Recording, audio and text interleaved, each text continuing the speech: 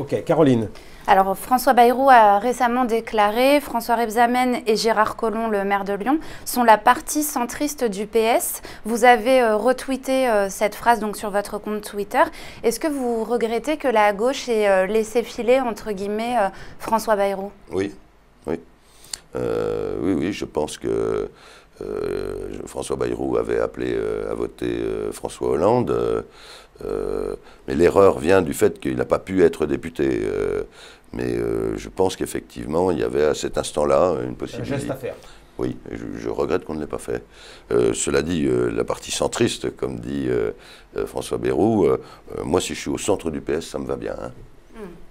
Alors, un internaute vous demande sur le site du JDD, à partir de quel pourcentage de mécontentement le chef de l'État se doit-il demander la dissolution de l'Assemblée nationale?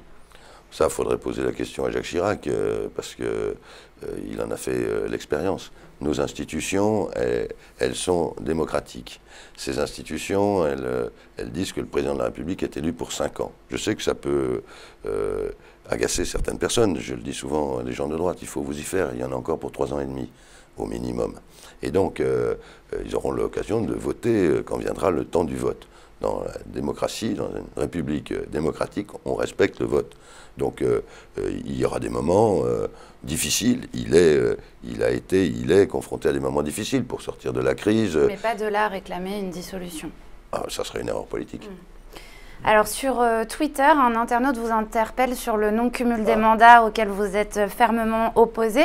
Est-ce que vous ne redoutez pas d'alimenter l'image de la politique à l'ancienne, de plus en plus décriée par les Français? Je sais qu'on me fait ce reproche, bien évidemment, j'en suis conscient.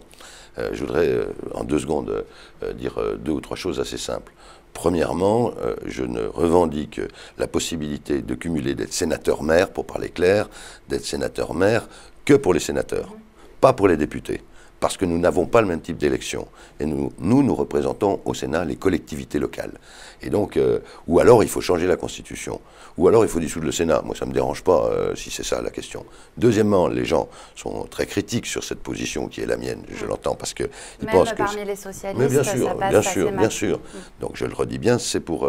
Deuxièmement, les gens sont critiques parce qu'ils pensent que c'est pour cumuler les indemnités. Nous avons voté au Sénat le non-cumul des indemnités parlementaires avec des indemnités de maire, par exemple. À Dijon, à la ville de Dijon, je ne prends aucune indemnité en tant que maire. Donc je ne coûte rien à la ville. Ça coûtera de l'argent de mettre fin au cumul des mandats, contrairement à ce que tout le monde croit. Pourquoi? Parce que les maires qui ne seront plus sénateurs, ils prendront des indemnités pour être maires. Aujourd'hui, il n'y en a pas. Je voudrais quand même l'indiquer. Enfin, cette position, elle se comprend parce que quand on représente les collectivités locales, si on ne représente plus les collectivités locales, alors on n'a pas besoin de Sénat. Moi, je vais jusqu'au bout de la logique. À ce moment-là, supprimons le Sénat. Alors, toujours sur le site du GDD, un internaute vous décrit comme le pote de François Hollande. Vous qui appartenez à son carré de fidèles, est-ce que vous l'avez senti affaibli par cette période, par la crise de défiance que traverse l'exécutif? Je l'ai trouvé effectivement, il y a un mois, soucieux, inquiet, comprenant l'impatience des Français, voire leur inquiétude. Donc il est inquiet lui-même. Il est soucieux d'obtenir des résultats. Pour montrer aux Français que cette politique, elle porte ses fruits. Et donc, c'est vrai que ces fruits se font attendre.